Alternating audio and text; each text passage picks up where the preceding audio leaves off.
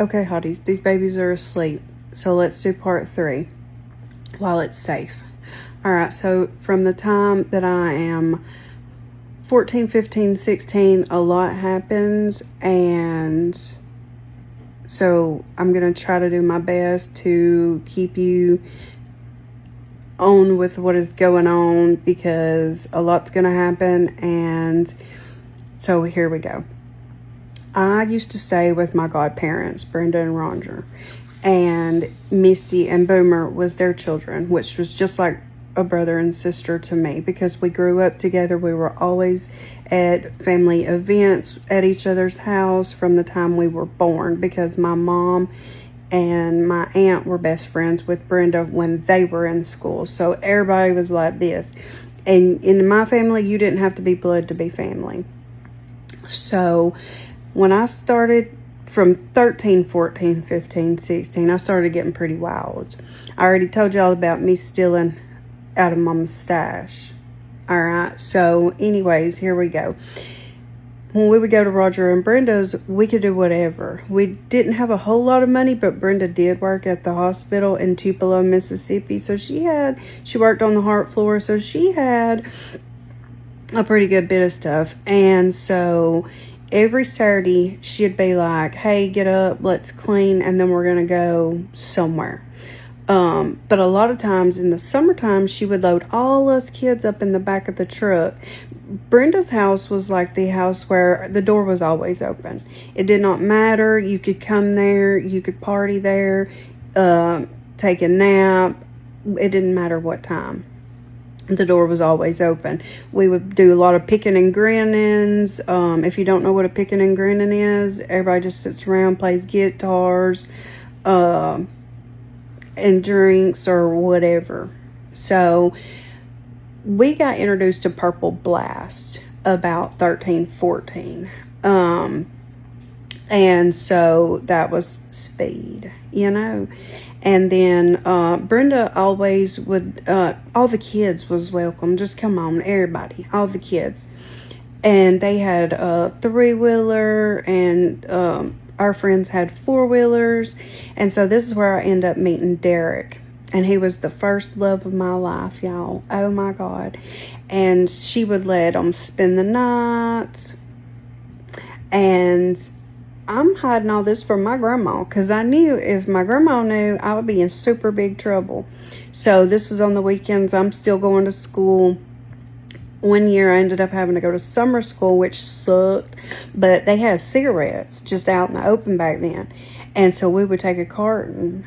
Me and some of my girlfriends, we would take a carton, and sometimes we'd take the whole carton, but sometimes we would just get a couple of packs out of it. And that's where the cigarettes started coming in. I was about 14. And we thought we was so cool. And Becky was still, like, me and her was still good friends. And so I also had this friend named Nicole and Selena. And I'd go over to their house, and they had a 4-wheeler. And one night, we took the 4-wheeler, and me and Selena now, and we go all the way down to the store we call Harper's Junction to get gas, because we needed gas. But we had no money, so how did we think we was going to get gas? But the store was already closed, so we ran out of gas. Well, here we are, boom, boom, boom, boom, boom. Random stranger's door, and he was an old man, but he gave us gas. Not only did he give us gas, he chewed us out the whole time he was giving us that gas, because we were headed to Derek and Cody's. They were brothers, but they lived at Raymond and Louise's, because their mama wasn't the best of the best either. And so Raymond and Louise kept all the kids, but they had lots of money in the beginning. And so we would go over there. They had a swimming pool, a mini mansion, the pool house, like everything. They had 4-wheeler, like, you know, everybody has something to do. If you didn't want to swim, you could ride 4-wheelers. If you didn't want to ride 4-wheelers, you could chill in the sunroom, just whatever, you know. So we was just all over the place. And so during this time of just being wild and stuff, my eyes are still going bad. And my mom ends up meeting this. Well, okay, so I'm with Derek. We make it through that summer. Then me and him quit talking for a minute. And then I get this phone call from this boy, Jason. And he wanted to go on a date. I didn't know who this person was. I'm like, how did you get my phone number? He said, oh, he got it from so-and-so. He thought I was so pretty. Blah, blah, blah, blah, blah. And I'm like, well, okay. So I go on a date with him. Put a pin in it because he comes back around later. Me and him didn't really last all that long. I don't know, a couple of months or whatever. But on our first date, we go to his mom's house and hang out. And I don't know. They're like, do you want a wine cooler? Da-da-da. And I'm like, no, not really, but okay. And so me and Jason break up and I get back with Derek. And we are just two peas and carrots. We're peas and carrots, okay? And so they're back and forth from their moms to Raymond and Louise's. I'm back and forth from my grandma's to my mama's, because now I'm done old enough. I know if I want to get away with my shenanigans, I either need to be at my mom's or my godparents, Brendan Rogers. And me and Misty was super close anyways. We did everything together. We were never apart. If I wasn't at her house, she was at my house. And then I had my childhood best friend, Cody. You know, she's always in there somewhere too. But we're just partying it up. So the school says they can't help me. And I need to go to the school for the blind.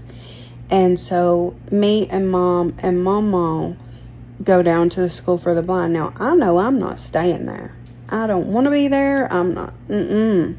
They're telling me how this is going to be a great idea, how I need to stay here. This is my new school. And they take me around. I see some of the most incredible people. Animals wasn't very big at that time. But some people, maybe one or two people did have a dog. But most of them just had their canes or whatever. And so I go down there and they're thinking I'm going to go to the school for the blind. I'm knowing I'm not leaving my mama. I'm not leaving my friends. I'm not leaving my family. I am building a family. I already have my girlfriends. I ain't leaving. I did not want to continue going to school because I was already wild, but I still loved being a part of my friend groups. So time goes on. My mom meets this man named Jeff, and they end up dating, and then they married not long after. Me and Derek broke up, and I end up meeting this boy Jake at the skating rink. Well, I end up playing house with Jake at Mom and Jeff's pretty much. And then Mom already has Eric and Luke back with her. So everything is going really smooth. And Jeff was a really good guy in the beginning. So I thought, well, he was. We'll just say that. He was. He worked. He had saved money. He was doing all the things. And he had even quit smoking. Well, when Mom come back around, she smoked cigarettes and did all the things. So here we go. Well, Mom ends up getting Jeff into a doctor that she went to. And that's where Nanny Zanny and Mr. Payne comes in. So one night we were all sitting around. Jeff had been to the doctor. And I'm thinking I'm like 16 at this time. And I was babysitting this baby for like a week. Playing house. You know, Jake wasn't there that week, but he had been in and out. And so I'm playing house with this baby. But Jeff is so excited about this medicine, and I'm like, well, I want one. And he was like, $1 or $2. I don't remember that part, but I was like, okay, give me one. And I was introduced to Nanny Zanny. That night, I will never forget this as long as I live. I have that baby, and my mom had just bought my brother a fish tank, a little aquarium that was set up like a football because my brothers played football and they were super good at it. And this little goldfish is swimming through this, and I walk in there to show the baby, the aquarium with this goldfish in it. And she was like, I don't know, 2 years old. Yeah. When I tell you that I tried to catch that goldfish so she could pet it the next morning when my mom got home, I don't know if she realized that I was messed up that night. But the next morning I get up and I'm like, what happened last night? Why can't I remember anything? And then she walks into Luke's room and she's like, what happened to his goldfish tank? I was like, what? And then she had bought these can of nuts. And I went in there to get the nuts. And I'm like, who ate all the nuts? And she said, you did. As a matter of fact, you did this, this, this, and this. Well, that's when it come out that Jeff gave me, that caused a little rift.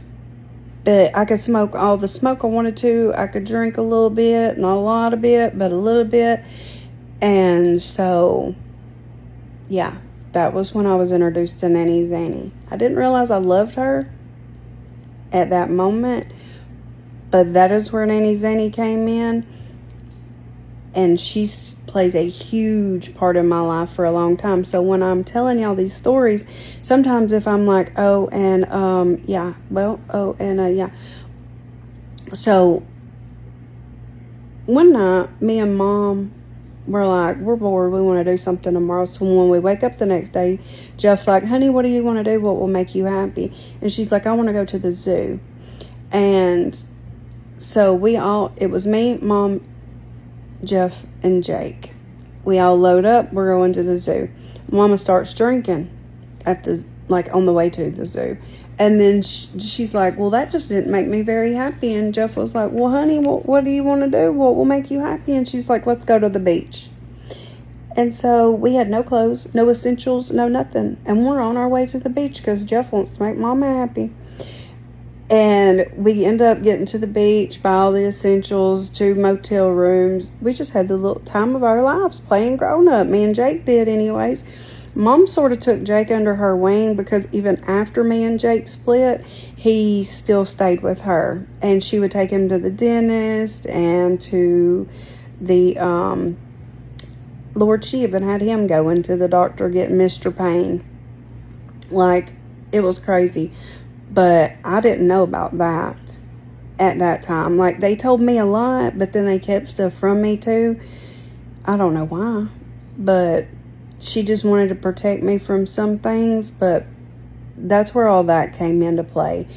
And so I did not want to go to the school for the blind. So I just ended up quitting school.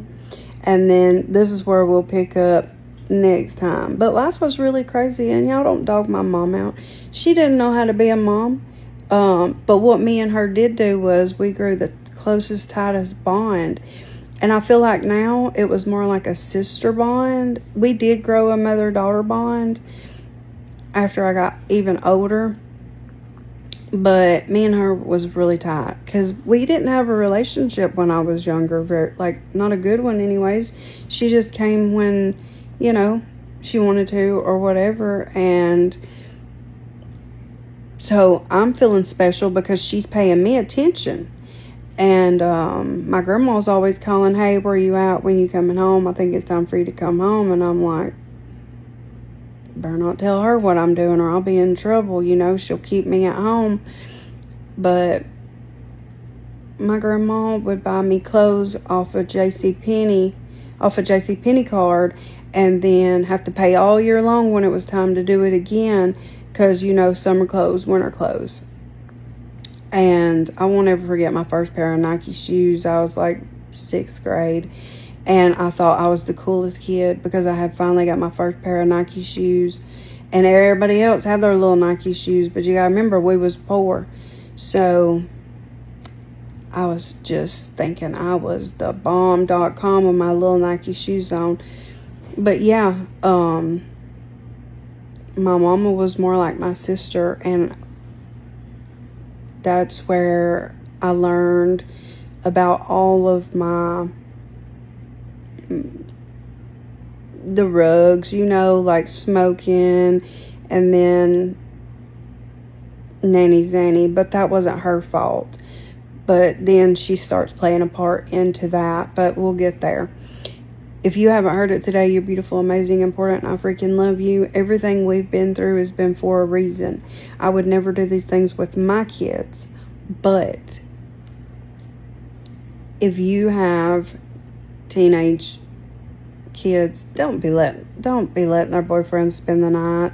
Don't be letting the girlfriends spend the night. I know there's every excuse in the world, bad families. I get it. I lived it. But if you can prevent the teen pregnancy, I guess is what I'm trying to say, let them live their life. Don't help them, get them on the birth control. Talk to them. Because a lot of times we think we're grown when we're 15, 16, 17, 18, and we're not. So talk to them about the birth control. Get them on birth control. Because if you think that go down ain't going to go down in a car, it will. If it ain't. What I'm trying to say is, don't let it go on in your home unless you have protected your child in every single way. Because some of them ain't going to stop. Like, they're just going to do what they do. I wouldn't say, okay, do this, but I also would make sure my kid was protected. But either way, I'm not letting a boy spend the night at my house. I know that. But everybody lives different lives, so that's on you. But being a teen parent is super hard, so just saying. I love y'all. We'll catch up in the next part. I'm not going to lie to you. There might be parts I have to come back around to because Nanny Zanny played such a hard part in my life. I don't remember everything. So we'll get to it. Okay? Okay.